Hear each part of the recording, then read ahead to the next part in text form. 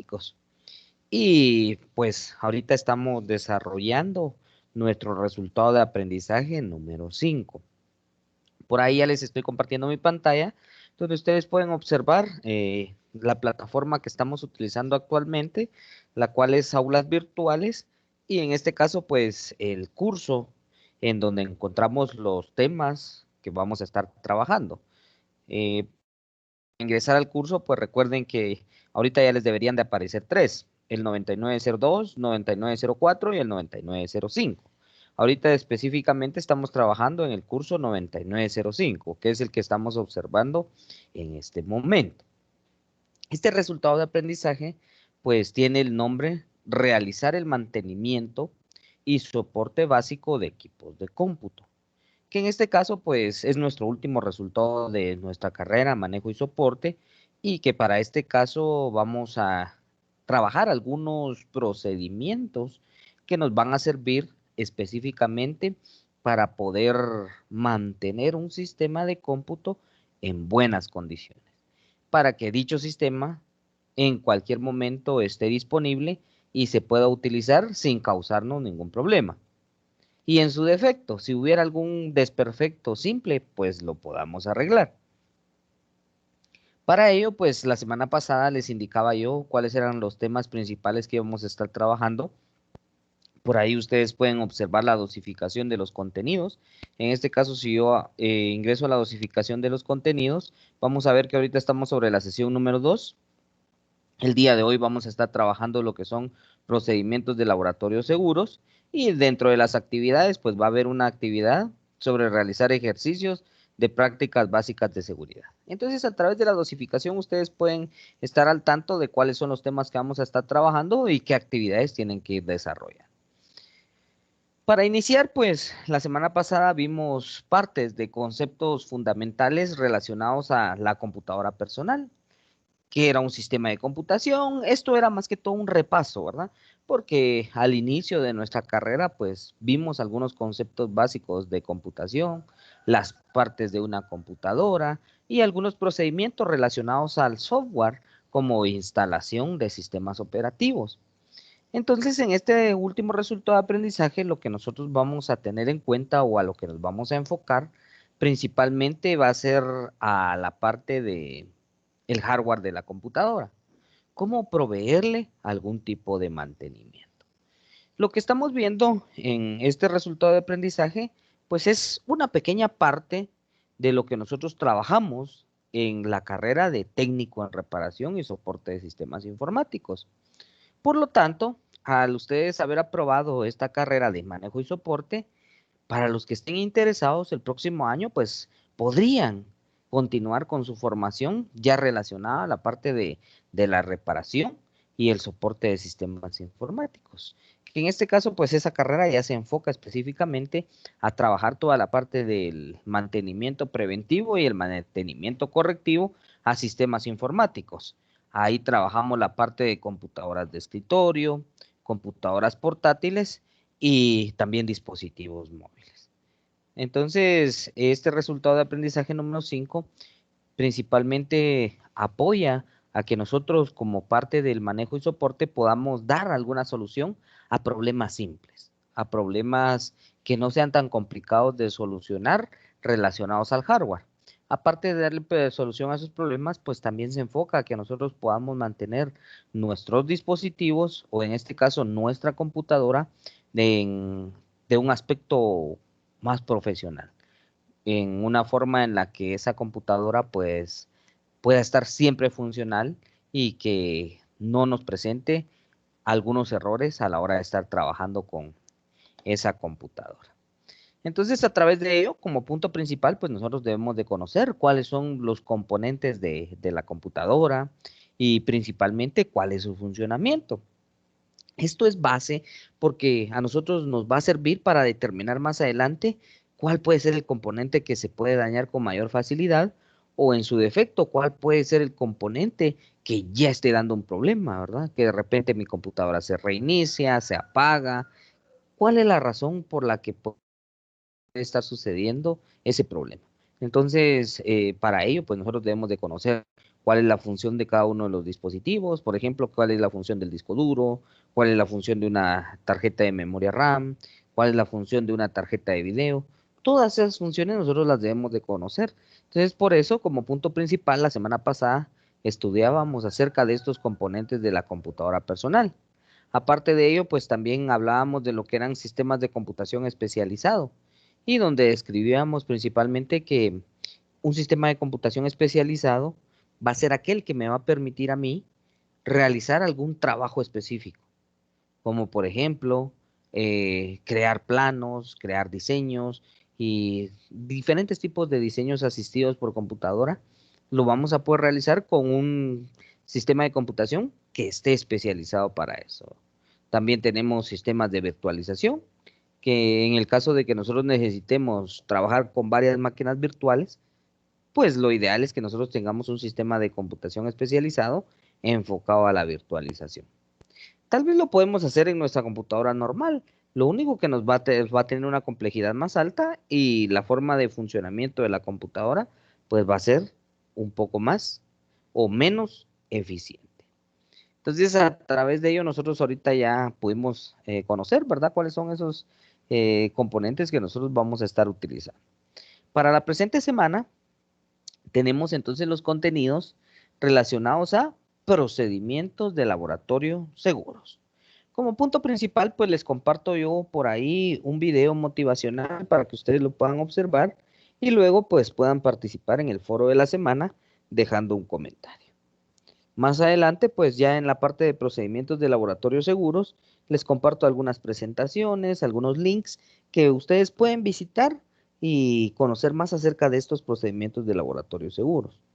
Toda esta información que yo les he colocado por acá, ya digamos yo la he sacado del curso de IT Essentials, que es el curso que como les digo, pues es uno de los capítulos que se trabajan dentro de la carrera técnico en reparación. ¿Sí? Es como que el capítulo base. Tenemos muchos otros capítulos, pero de eso se tomó este para este resultado de aprendizaje como punto de partida, ¿verdad? Entonces, por eso les hacía las indicaciones de qué es la carrera técnico en reparación y la disponibilidad que ustedes tienen para el siguiente año, pues para poder optar por él.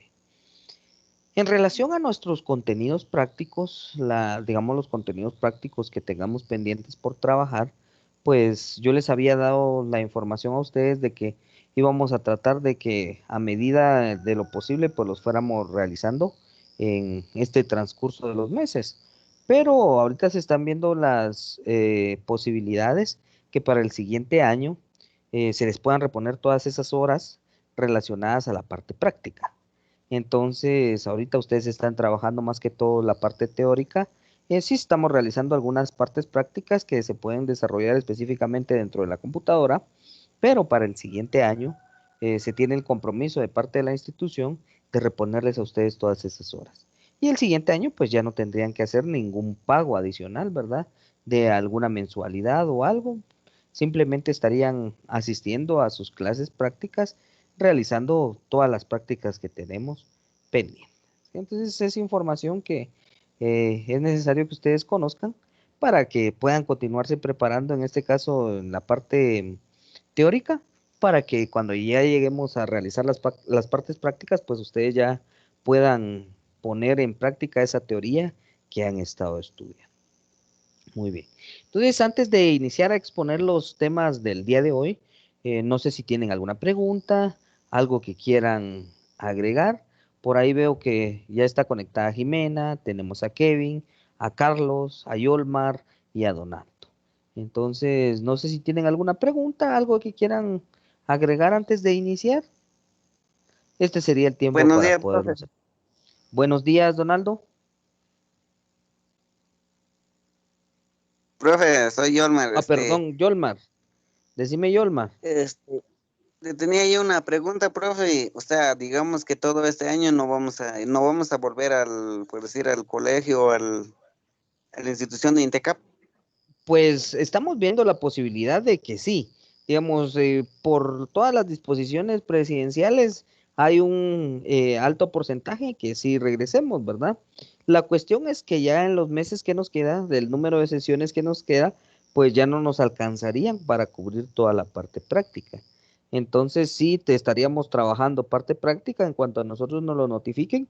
Yo ya les había hecho saber eso, ¿verdad? De que ya muy probablemente en algunas semanas pues podemos ya estar directamente ya en el laboratorio trabajando. Tal vez no todos juntos, pero por grupos pequeños y en horarios distintos. Pero todavía no nos han dado la autorización de eso. Ahora, sobre las horas, pues lógicamente para todos los contenidos prácticos que nos hacen falta repasar, porque es repaso lo que nos hace falta, toda la teoría pues ya la trabajamos, entonces sí necesitaríamos algunas horas adicionales, las cuales pues estaríamos cubriendo el siguiente año. Entonces sí, en este caso Yolmar, podría ser que regresemos ya en unas semanas a trabajar de forma presencial. Ah, vaya, pues es mi pregunta nada más. Muy bien, Yolmar. ¿Alguien más? ¿Alguien que tenga alguna otra duda, alguna otra pregunta?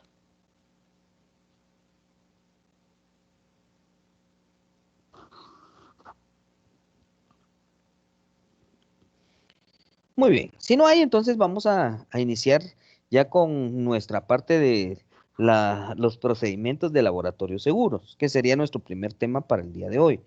Esto que les voy a mostrar por acá, pues ya por ahí les compartí algunas presentaciones que contienen algunas imágenes relacionadas a esta información.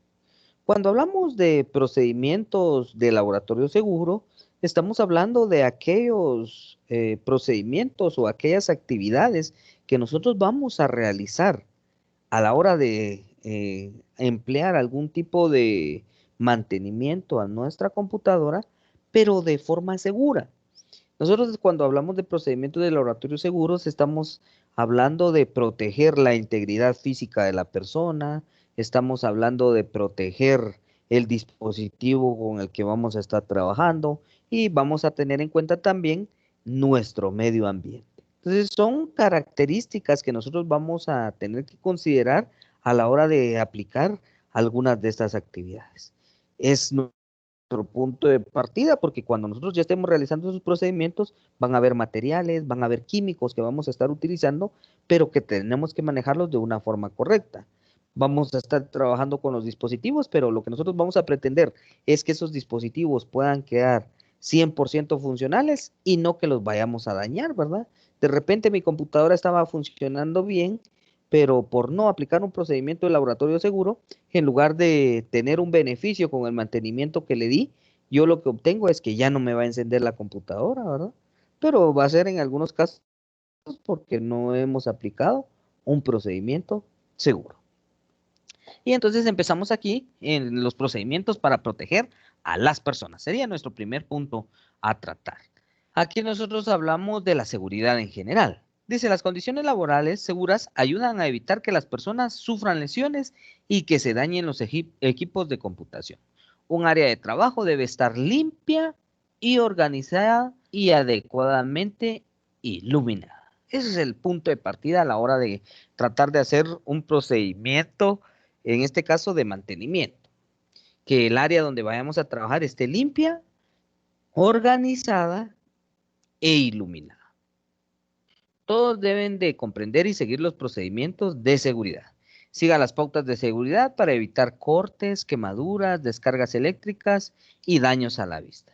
Como una práctica recomendada, asegúrese de tener disponible un extintor de incendios y un equipo de primeros auxilios. Los cables mal ubicados o sin fijación pueden provocar riesgos de tropiezo en la instalación de una red.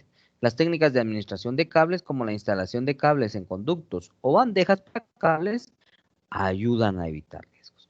Muy bien, entonces acá dentro, hablando de la seguridad en general, pues nosotros debemos de aplicar algunos procedimientos a la hora de ya estar trabajando con este tipo de mantenimiento. Por ejemplo, si nosotros vamos a estar dentro de una empresa, dentro de una organización, pues debemos de solicitar como especialistas dentro del manejo y soporte que se tengan estas características, ¿verdad? Que se tengan algunas consideraciones de seguridad con las cuales pues se pueda garantizar que los procedimientos van a ser seguros y que pues nuestra integridad física también va a estar intacta.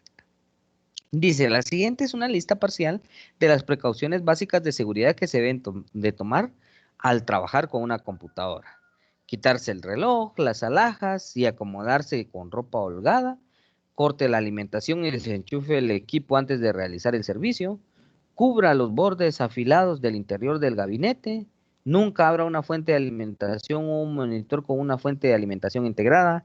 No toque las áreas de la impresora que están calientes o que usan alto voltaje. Sepa dónde se encuentra el extintor de incendios y cómo usarlo. Mantenga su área de trabajo libre de alimentos y bebidas. Mantenga su área de trabajo limpia y ordenada. Doble las rodillas al levantar objetos pesados para evitar lesiones en la espalda. Use gafas de protección para evitar daños a la vista. Entonces, son algunas consideraciones hablando de seguridad en general. Continuamos por acá y nos habla también de lo que es la seguridad eléctrica. Ya vimos la parte de la seguridad en general, entonces ahora nos vamos a enfocar en la seguridad eléctrica. Esta indicación de seguridad eléctrica, vamos a estar tratando el tema relacionado a cómo proteger el equipo que está conectado a nuestra corriente eléctrica. Dice, siga las pautas de seguridad eléctrica para evitar incendios, lesiones y accidentes. Algunas partes de las impresoras se pueden calentar durante el uso y otras, como las fuentes de alimentación, pueden tener alto voltaje. Consulte el manual de la impresora para ubicar los componentes con alto voltaje. Algunos componentes retienen el alto voltaje incluso después de apagar la impresora. Dejar pasar un tiempo para que la impresora se enfríe antes de realizar alguna reparación. Y entonces aquí lo que nos habla en relación a la seguridad eléctrica, pues son las consideraciones que nosotros vamos a tener a la hora de estar trabajando con componentes eléctricos. Dice, los dispositivos eléctricos tienen determinados requisitos de potencia. Por ejemplo, los adaptadores de corriente alterna se fabrican para computadoras portátiles. Intercambiar los cables de corriente alterna con los de otro tipo de computadora portátil o dispositivo puede provocar daños al adaptador de corriente alterna y a la computadora portátil. Entonces ahí es otra indicación, ¿verdad? Por ejemplo, en relación a los cargadores de las computadoras, si nosotros tenemos el cargador específico de nuestra computadora y en algún momento llegara a dañarse, puede que nosotros decidamos utilizar otro. En este caso, lo recomendable es comprar un cargador adecuado a la computadora portátil con la que vamos a estar trabajando. Pero si nosotros venimos y compramos un adaptador o un cargador genérico, puede que ese cargador dañe la batería de nuestra computadora portátil. Ahora, si es un cargador original, pero no era específico del modelo de la máquina que yo tengo, puede que se dañe ese cargador, ¿verdad? Entonces son consideraciones que nosotros tenemos que tener en cuenta a la hora de estar realizando diferentes tipos de procedimiento o de estar utilizando sistemas informáticos. Seguridad contra incendios, otra de las pautas necesarias a la hora de hablar de procedimientos de laboratorio de seguros, pues es la forma de utilizar la seguridad contra incendios. Dice, siga las pautas de seguridad contra incendios para proteger vidas, estructuras y equipos, para evitar descargas eléctricas y daños a la PC. Apague y desenchufe la PC antes de comenzar una reparación. El fuego se puede propagar con rapidez y puede tener consecuencias muy costosas. El uso correcto de un extintor de incendios puede evitar que un pequeño incendio se descontrole. Utilice la sigla mnemotécnica QAR para recordar las reglas básicas del uso de los extintores de incendios. Quitar la traba de seguridad, apuntar a la base del fuego, no a la llama, apretar la palanca, rociar moviendo la boquilla de lado a lado. Entonces son pautas que nosotros debemos de conocer a la hora de tratar de utilizar un extintor. Si ustedes se recuerdan, dentro de nuestra área de trabajo, dentro de nuestro laboratorio, nosotros teníamos un extintor, el cual utilizábamos, o más bien estaba ahí para poderlo utilizar si en algún momento pues se llegara a provocar algún tipo de incendio. Cuando estamos hablando de extintores, es bien importante que nosotros tengamos en cuenta que no solo existe un tipo de extintor, existen diferentes tipos de extintores porque van a haber diferentes fuentes que van a provocar un incendio. Por ejemplo, acá dice, conozca los tipos de extintores de incendio que se utilizan en su país o región. Cada tipo de extintor tiene sustancias químicas específicas para combatir distintos tipos de incendio. ¿Por qué? Porque nosotros no podemos apagar el fuego de algún tipo de material que se esté incendiando en un momento determinado simplemente con agua o simplemente con algún tipo de material. No, hay diferentes tipos de fuentes que van a generar este tipo de fuego y que pues tenemos diferentes materiales para poderlos apagar. Por ejemplo, aquí nos habla de incendios de madera, de papel, de plástico o cartón. Eso sí, simplemente se podrían apagar con agua. Ahora hablando de gasolina, queroseno, disolventes orgánicos, el agua no tiene ningún efecto sobre este tipo de componentes, ¿sí? Nosotros a veces podemos ver hasta las llamas arder de gasolina, incluso dentro del agua, ¿verdad? ¿Por qué? Porque el agua, pues no va a ser un componente que nos va a ayudar a apagar este tipo de fuego.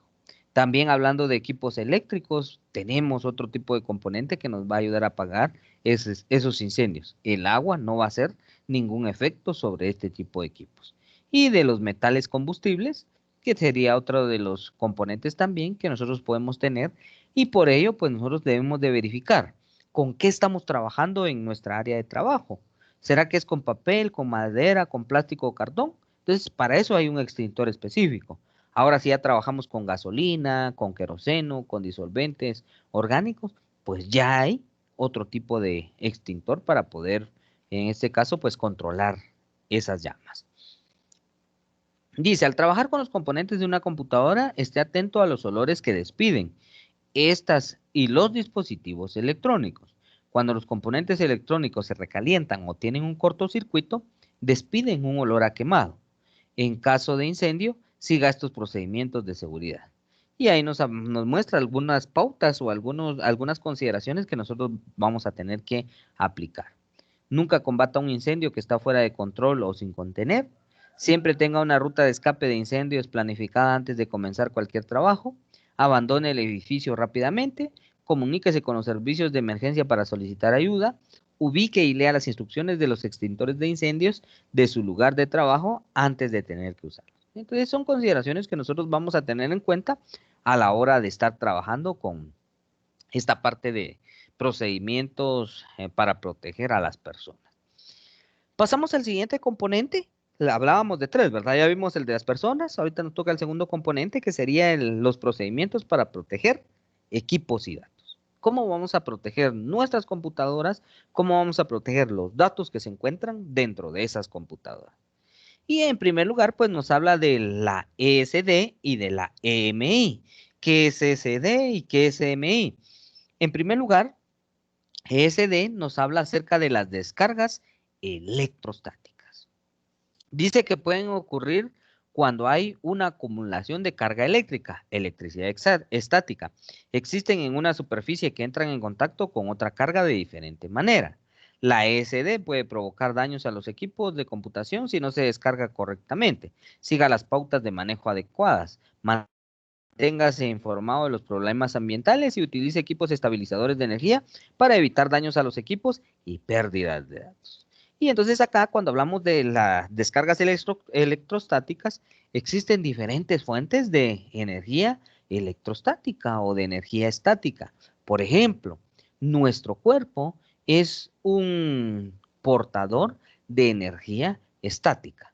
Yo no sé si a ustedes les ha pasado, pero que de repente ustedes están tranquilos sentados en su sillón y de repente se paran, su puerta es de metal y a la hora de querer abrir como que les pegara un toque de energía eléctrica.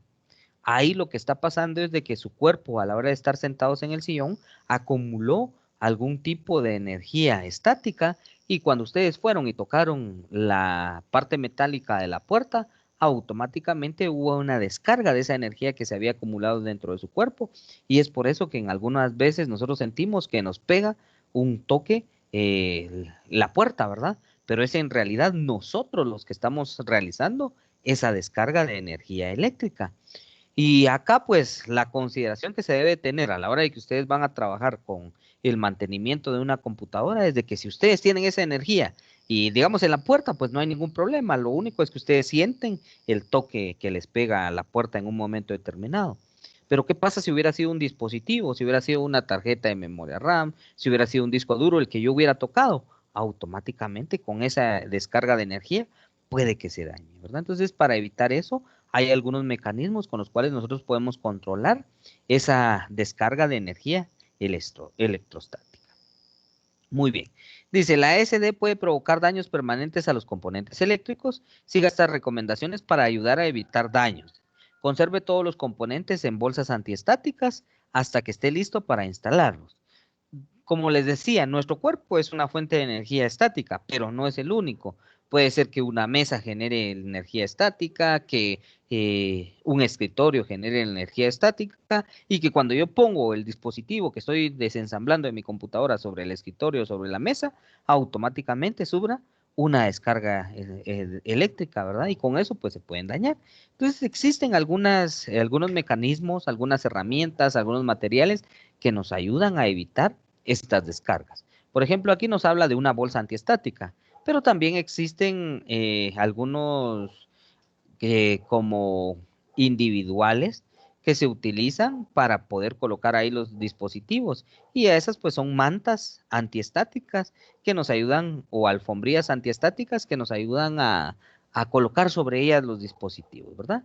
Dice por ahí, utiliza alfombrías conectadas a tierra en bancos de trabajo, utilice alfombrías conectadas a tierras en el área de trabajo, utilice pulseras antiestáticas cuando trabaje con una computadora.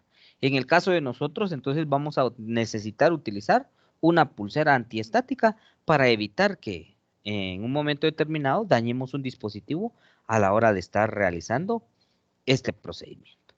Y entonces ahí tendríamos lo que es ESD, descargas electrostáticas. Ahora tenemos la EMI. ¿Qué es la EMI? Es una interferencia electromagnética.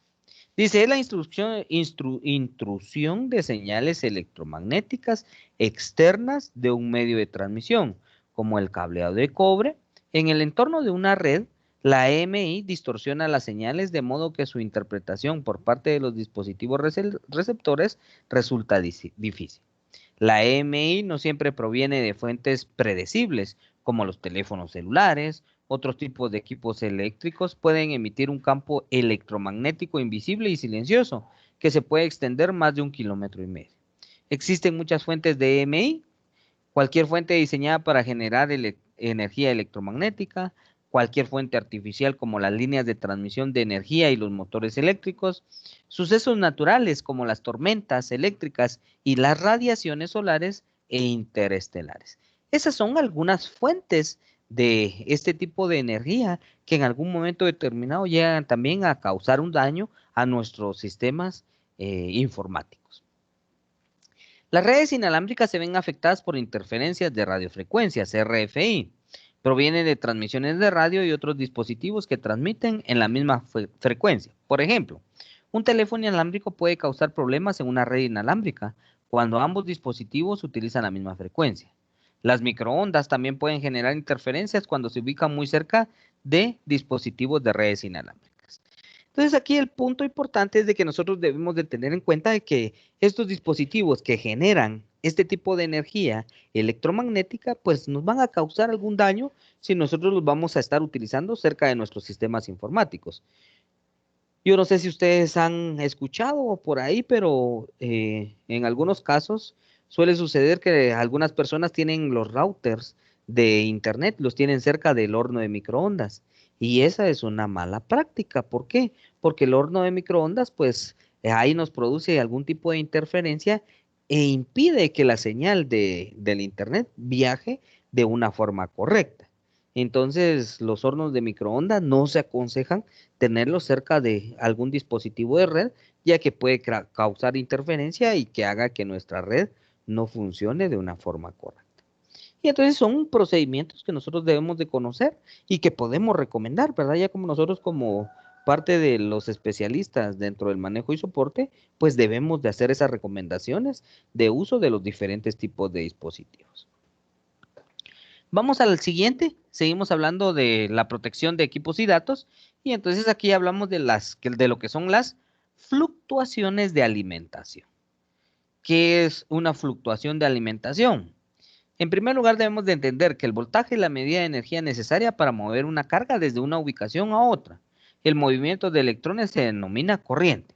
Los circuitos de una computadora necesitan voltaje y corriente, para hacer funcionar los componentes electrónicos. Cuando el voltaje de una computadora no es exacto o estable, es posible que los componentes de la computadora no funcionen correctamente. Los voltajes inestables se denominan fluctuaciones de alimentación. Entonces, siempre a través de nuestro tomacorriente, nosotros vamos a recibir lo que es un voltaje y lo que es una corriente, con la cual nosotros hacemos funcionar nuestros distintos tipos de dispositivos electrónicos, que de repente una computadora, un televisor, una licuadora, un horno de microondas, funciona con este tipo de energía. Pero a nuestro tomacorrientes, la corriente y el voltaje nunca va a llegar de forma estable. Muchas veces esa corriente o ese voltaje llega de forma inestable. Y a eso es lo que nosotros conocemos como fluctuaciones de alimentación, que de repente sube el voltaje, de repente baja y pues así sucesivamente. Dentro de algunos tipos de fluctuaciones de alimentación de corriente alterna, que es la que recibimos en nuestros tomacorrientes, dice provoca pérdida de datos o fallas de hardware. Por ejemplo, ¿qué pasa si tenemos un apagón dentro de nuestra casa y teníamos encendida la computadora? Puede ser que nosotros estuviéramos trabajando en un documento de Word que no hayamos guardado y automáticamente por el apagón se pierde esa información. Y en un escenario un poco más dramático, podríamos decir también, de que podría haberse quemado nuestra computadora, ¿sí? Entonces, esas son algunas de las causas que nosotros tenemos de este tipo de fluctuaciones. Ejemplos de fluctuaciones, tenemos el apagón total, que sería cuando se pierde la energía, baja de tensión, cuando hay una disminución en el voltaje, ruido, dice que es la interferencia proveniente de generadores y rayos, picos de voltaje, que sería un aumento repentino del voltaje, y un sobrevoltaje, que es el aumento no repentino, sino que ya drástico, ¿sí? Así con una característica muy marcada. Entonces, todas estas fluctuaciones pues pueden provocar algún daño a mi computadora o al dispositivo que yo tenga conectado. Entonces, a raíz de eso, pues yo tengo que conocer cuáles son los dispositivos que me van a permitir protección de esas fluctuaciones de alimentación. En este caso dice, al fin de ayudar a proteger contra problemas de fluctuación de alimentación, utilice dispositivos para proteger los datos y los equipos de computación. Dentro de ellos, pues hablamos de un supresor de voltaje que ayuda a proteger contra los daños ocasionados por sobrevoltajes y picos de voltaje, las fuentes de alimentación ininterrumpible, los UPS. Yo creo que la mayoría conoce qué es un UPS, ¿verdad? La mayor parte de las computadoras traen o a la hora de adquirirlas se recomienda comprar un UPS, que lo que ayuda es a proteger contra posibles problemas de energía eléctrica mediante el suministro de un nivel constante de energía eléctrica a una computadora o a otro dispositivo. Que en este caso, pues nos ayuda a que si, por ejemplo, hubiera algún apagón, automáticamente ese UPS se queda alimentando la computadora por un tiempo determinado. Y eso me permite a mí guardar los cambios de mis archivos y apagar de forma segura mi computadora. Entonces, ese es otro tipo de dispositivo de protección. Fuentes de alimentación de reserva ayudan a proteger contra posibles problemas de energía eléctrica mediante una batería de reserva que suministra energía cuando se produce una caída del voltaje. Entonces hay algunos casos que las fuentes de alimentación ininterrumpible y las fuentes de alimentación de reserva pues vienen dentro del mismo dispositivo. Una se conoce como UPS y la otra como SPS, pero en este caso pues hay algunas que traen las características muy similares.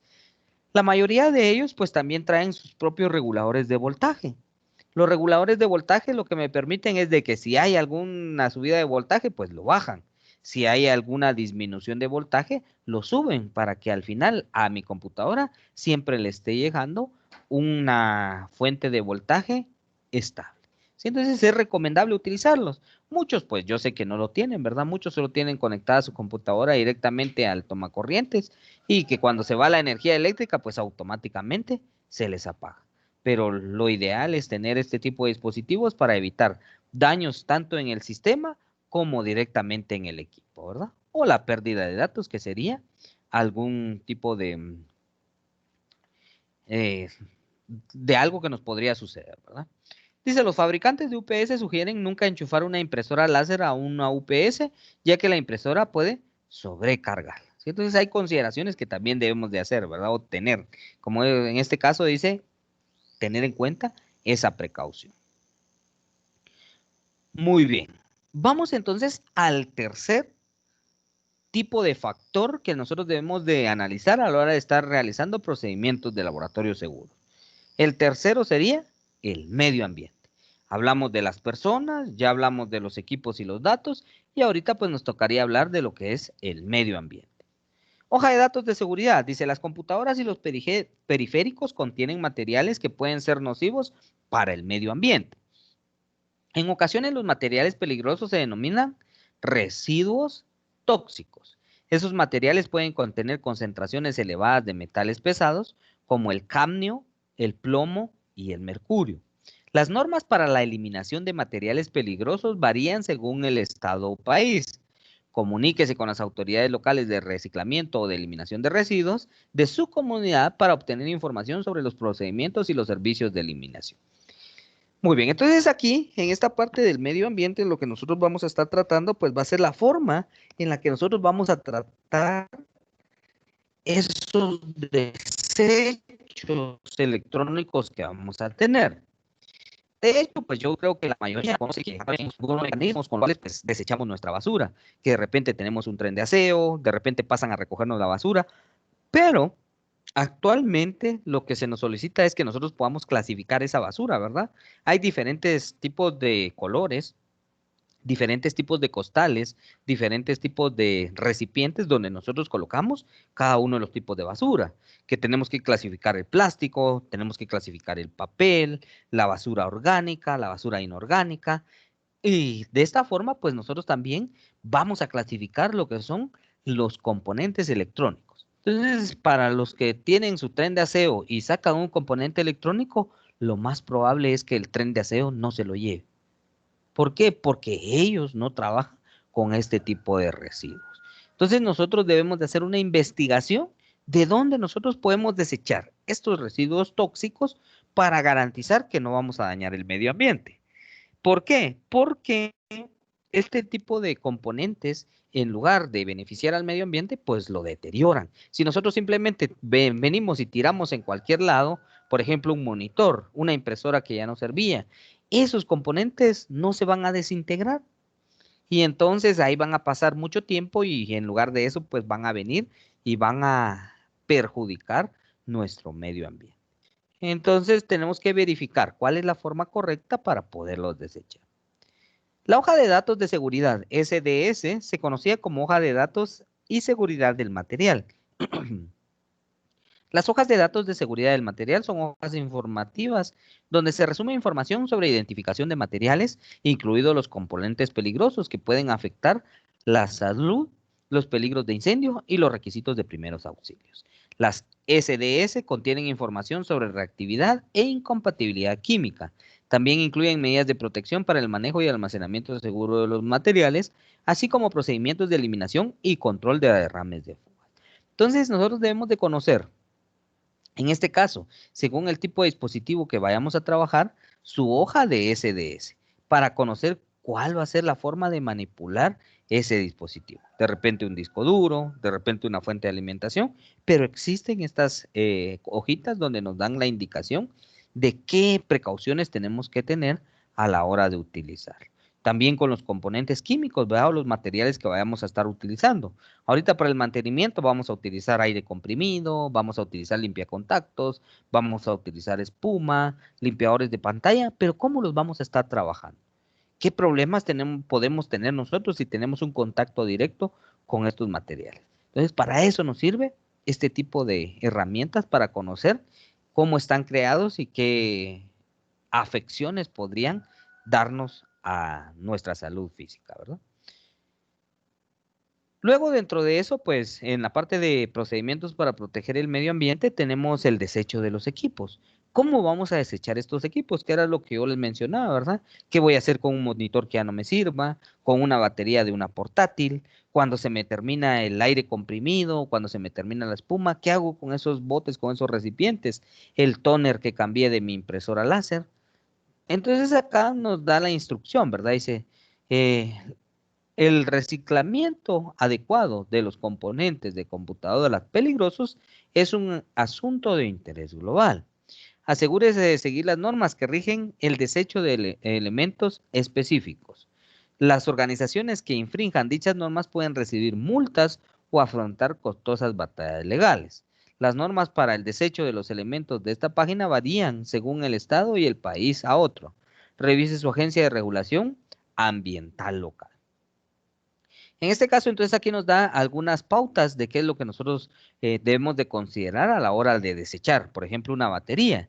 Dice, suelen contener materiales de tierras raras que pueden ser nocivos para el medio ambiente. Las baterías de los sistemas de computación portátiles pueden contener plomo, cadmio, litio, magnesio, alcalino y mercurio. Estos metales no se degradan y permanecen en el medio ambiente durante muchos años. El mercurio se suele utilizar en la fabricación de baterías y es sumamente tóxico y nocivo para las personas. El reciclaje de baterías debería ser una práctica estándar. Todas las baterías, incluidas las de iones de litio, níquel y cadmio, níquel y hidruro y plomo, están sujetas a procedimientos de desecho que cumplen con las normas ambientales locales. Luego también nos habla de los monitores, cómo nosotros podemos ver o manipular los monitores. Dice, los monitores RT pueden almacenar voltajes extremadamente altos, aún después de desconectarlos de las fuentes de energía.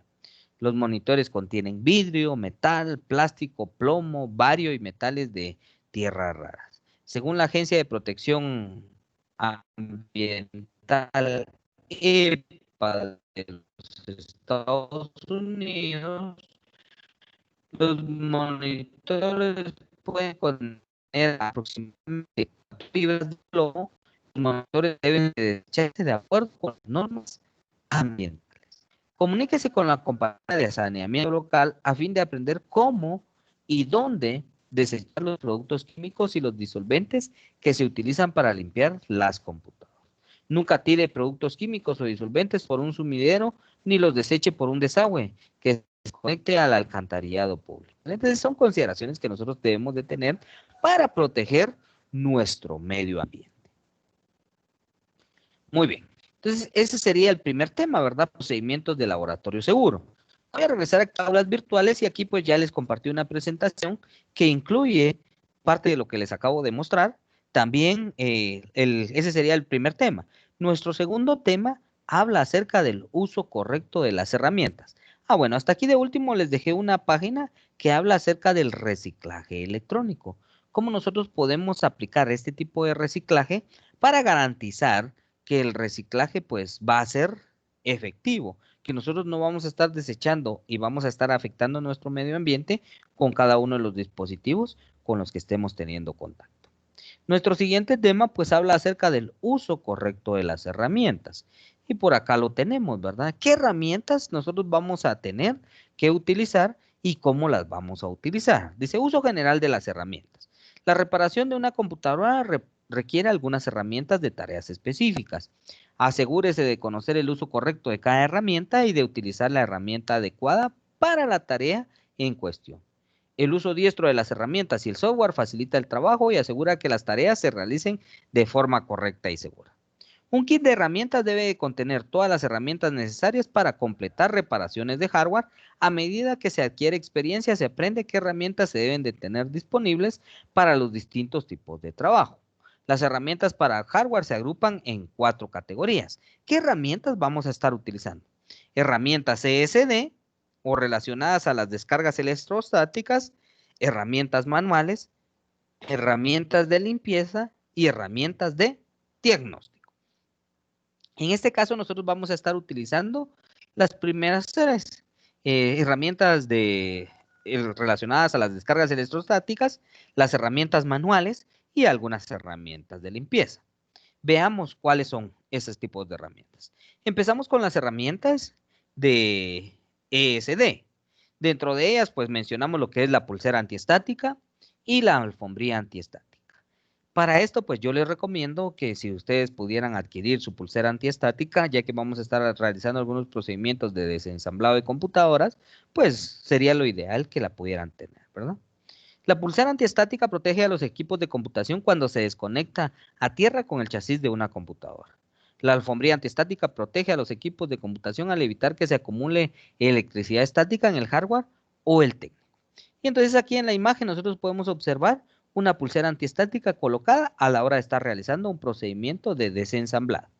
Y la alfombría antiestática es esta que vemos por acá, y que en esta alfombría es donde nosotros colocamos todos los componentes de hardware que vayamos extrayendo de nuestra computadora para evitar que sufran algún tipo de daño. De estas dos, la que sí me interesaría a mí que pudieran conseguir es la pulsera antiestática. Siguiente, herramientas manuales. Ya vimos las herramientas para descargas electrostáticas y entonces ahora veamos qué son las herramientas manuales. La mayoría de las herramientas que se utilizan en el proceso de armado de una PC son herramientas manuales. Se consiguen por separado o en kits de herramientas de reparación de computadoras. Los kits de herramientas vienen en una amplia variedad de tamaños, calidad y precios.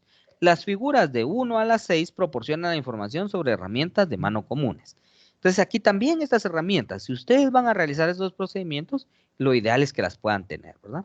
¿Qué herramientas necesitamos? Por ejemplo, destornilladores de punta plana, ¿sí? Para aflojar tornillos o ajustar tornillos ranurados.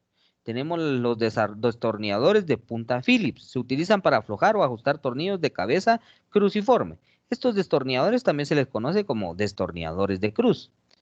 El número 3, destornilladores Strox. Se utilizan para ajustar o aflojar tornillos que tienen una depresión con forma de estrella. Para tornillos con esta forma, ¿verdad?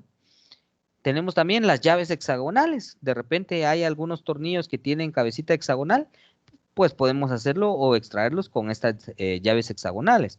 También para poder extraer tuercas. Número 5, los recogedores de partes se utilizan para recoger partes ubicadas en sitios en los que no cabe la mano. Podríamos también tener un recogedor. Y el siguiente dice, la linterna. Se utiliza para iluminar áreas que no se ven bien.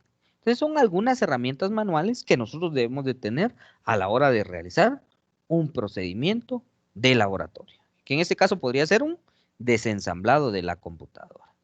Siguiente, dice por ahí, herramientas para cables. Las herramientas para reparar y crear cables también son parte del kit de herramientas de reparación de computadoras. En este caso, estas herramientas nosotros sí casi no las vamos a estar utilizando porque nosotros no vamos a trabajar ahorita con la creación de cables. Las siguientes serían las herramientas de limpieza. Estas sí las vamos a necesitar. Entonces necesitamos las herramientas manuales y las herramientas de limpieza. Es fundamental contar con las herramientas de limpieza adecuadas al realizar tareas de mantenimiento y reparación. Utilizar las herramientas de limpieza adecuada ayuda a asegurar que los componentes de la computadora no se dañen durante la limpieza. Entonces, ¿qué herramientas necesitamos? Número 1, un paño suave que no deje pelusa para limpiar los distintos tipos de componentes de una computadora sin rayarlos ni dejar residuos. Número 2, el aire comprimido. Se utiliza para desechar el polvo y los residuos de las distintas partes de la computadora. Número 3. Los cinchos plásticos para cables se utilizan para hacer manojos ordenados de cables dentro y fuera de las computadoras. Y número 4. Los organizadores de partes se utilizan para guardar tornillos, puentes sujetadoras y otras partes pequeñas y evitar que se mezclen. Entonces, cuando nosotros estemos realizando un procedimiento de mantenimiento, ya sea de una computadora de escritorio o de una computadora portátil, estas herramientas de limpieza son ideales para tener. En este caso, los organizadores nos sirven. Por ejemplo, cuando estamos realizando un mantenimiento de una computadora portátil, esta computadora tiene diferentes tipos de tamaños de tornillos. Y a veces nosotros simplemente desarmamos, quitamos todos los tornillos y no nos damos cuenta ni cómo estaban.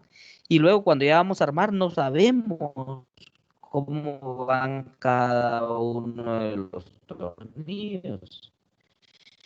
En cambio, con estos organizadores, nosotros podemos identificar cada conjunto de tornillos, que si eran de la unidad de CD-ROM, que si eran de la pantalla, que si era la parte de atrás del disco duro, danos de cómo estaban colocados esos tornillos, ¿verdad? Entonces, este es otro tipo de herramientas que sí es necesario que nosotros tengamos también para poder organizar. Y de hecho, si no lo tenemos así como se ve aquí en la imagen, pero con que tengamos diferentes recipientes pequeñitos, ¿verdad? Y ir colocando ahí dentro de ellos los tornillos que vamos quitando. Herramientas de diagnóstico. De igual forma, pues aquí vamos a ver algunas herramientas de diagnóstico, pero en nuestro caso no las vamos a utilizar. Para las herramientas de diagnóstico, por ejemplo, podríamos tener multímetros digitales, adaptador de bucle de loopback, generador de tonos y sonda, analizador de Wi-Fi, recinto externo del disco duro, pero que en este caso, pues nosotros para este resultado de aprendizaje no los utilizamos. En la carrera de técnico de reparación, ahí sí ya utilizamos todos estos dispositivos. Y luego, pues aquí ya nos habla de algunas herramientas de administración de software y que en este caso, pues no nos vamos a enfocar a herramientas de administración de software porque ahorita estamos viendo la parte de hardware, ¿sí?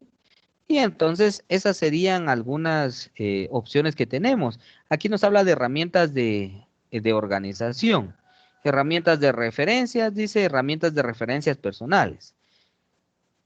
Las herramientas de referencias personales incluyen guías de resolución de problema, manuales de fabricantes, guías de referencia rápida y diarios de reparaciones. Además de las facturas, los técnicos mantienen un diario de las actualizaciones y las reparaciones. Y entonces ahí nos indica que a la hora de que realicemos algún procedimiento, lo ideal o lo adecuado es que podamos tomar notas, ¿verdad? De qué es lo que nosotros estamos realizando para que más adelante, si nos surge un problema similar, tengamos esas anotaciones como sugerencias que podemos aplicar más adelante. ¿Sí? Entonces, eso hace referencia la parte de las herramientas de referencia, pero también nos podemos apoyar con la parte de Internet, motores de búsqueda, grupos de noticias, preguntas frecuentes a fabricantes, manuales de computadoras en línea, foros y chat en líneas y sitios web. Herramientas varias.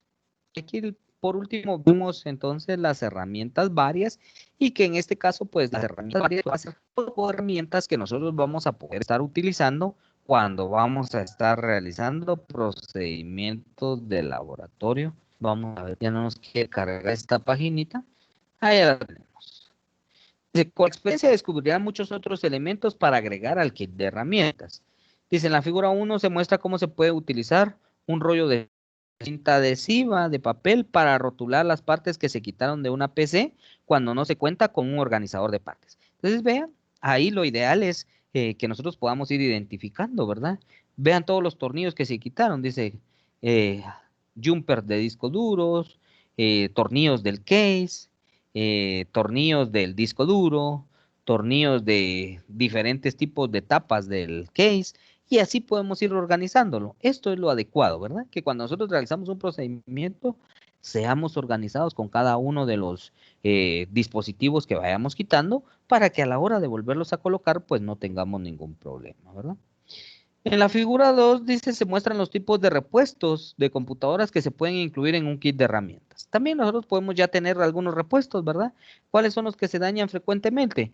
Los ventiladores, la placa madre, el ventilador del CPU, una fuente de alimentación, memoria RAM, disco duro, tarjetas de expansión y unidades de estado sólido. Entonces son características que nosotros vamos a considerar a la hora de estar trabajando ya con este tipo de herramientas. ¿Sí? Entonces, por ahí nosotros ya vamos a tener que tener en cuenta cada uno de los dispositivos. Y entonces con esto estaríamos llegando a la parte del final de lo que son uso correcto de las herramientas. Por ahí les dejé un videito que ustedes pueden observar que nos demuestra la forma correcta de utilizar las herramientas a la hora de realizar procedimientos de laboratorio relacionados a sistemas informáticos. ¿Sí? Para ir terminando con nuestra clase del día, realizar ejercicios de prácticas básicas de seguridad. Muy bien.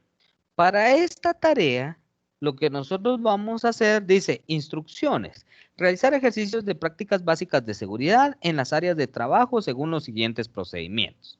Seguridad en los laboratorios, protección de equipos y datos y protección del ambiente. Los tres aspectos que acabamos de analizar. Para las personas, para los equipos y los datos y para el medio ambiente. Y por ahí dice, para realizar esta actividad debe crear un documento donde se describan las pautas sobre cada una de las prácticas básicas de seguridad en los tres aspectos mencionados anteriormente. ¿Cuáles eran los aspectos? Protección para las personas, protección para los datos y los equipos y protección para el medio ambiente. El documento se utilizará como un manual de seguridad. Entonces, ¿qué es lo que tienen que crear? Un manual de seguridad, pero no un manual complejo, ¿verdad? Sino que un manual simple, donde podamos tener las instrucciones o las normas para poder trabajar con procedimientos de laboratorio en estos tres aspectos. En base a lo que yo les expliqué, pues ya describan por lo menos para cada uno unas 5 reglas, ¿verdad?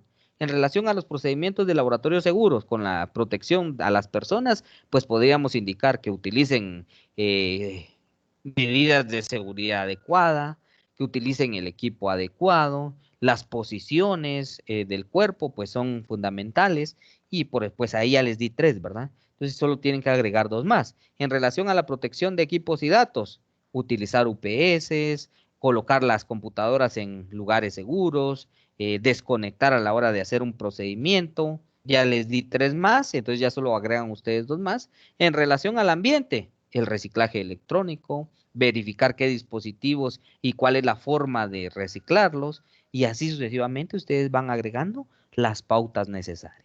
Para esta actividad, pues se pueden guiar de los materiales que yo les compartí o también pueden buscar en internet sobre esta información, ¿verdad? El formato de entrega de la actividad es un archivo PDF identificado con su nombre.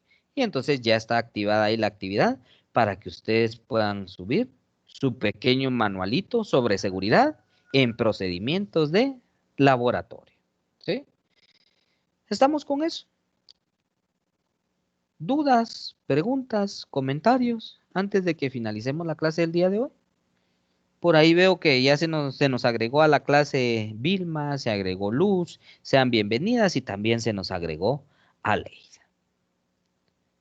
Muy bien, entonces el tiempo es con ustedes. Si tuvieran alguna duda, alguna pregunta, pues yo los escucho o pueden escribirme ahí a través del chat también, ¿verdad? En los mensajes. Pueden mandarme un mensajito para que yo pueda verificar y poderles dar solución a sus solicitudes. ¿Dudas, preguntas, comentarios?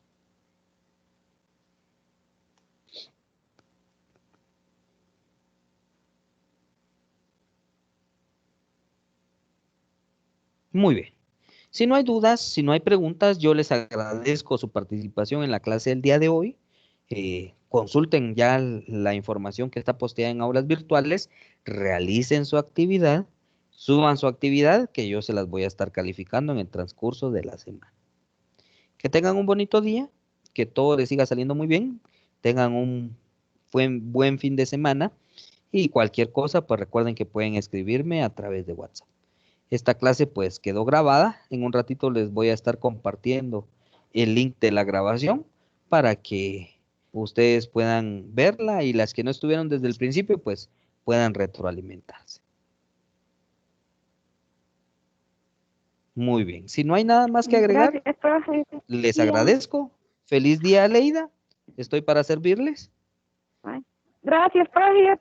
Yo mejor el lunes voy a estar también porque casi no entiendo de un trabajo que envió Félix, no lo había hecho.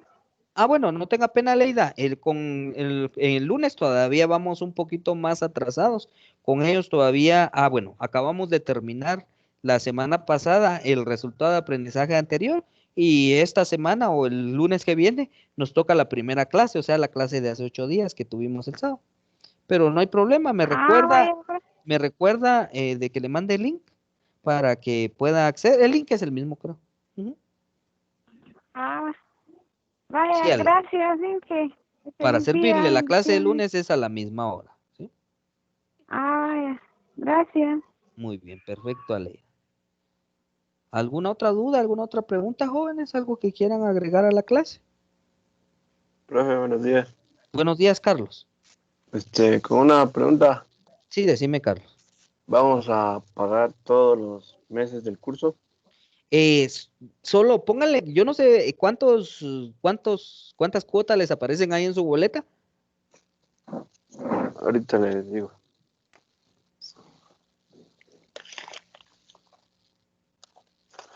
Aparecen 10. 10. De esas 10 solo tienen que pagar 8. Ah, bueno. Ajá, sí, porque como se les hicieron exoneración de 2 meses, entonces de esa boleta solo tienen que pagar 8. Bueno, bro. Sí, es que yo Sí, había Carlos. pagado hasta este mes, creo. Ajá, digamos, hacer la cuenta. Digamos, lo que pasa es que como ahí en el Intecap no llevan tanto por meses, sino que por Pues, cuotas. Entonces, con que pagues 8 cuotas ya estaríamos al día. bueno, bro. Gracias. Ujú. Feliz día. Per- Feliz día, Carlos. Muy bien. ¿Alguien más quiere comentar algo, agregar algo a la clase del día de hoy?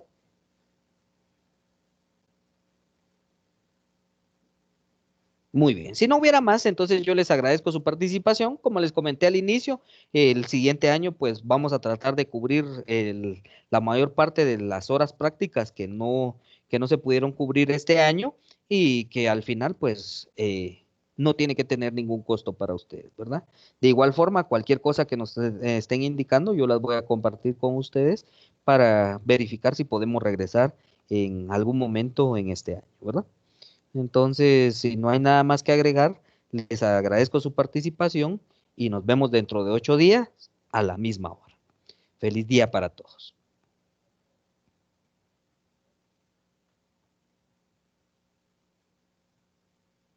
Feliz día, profe.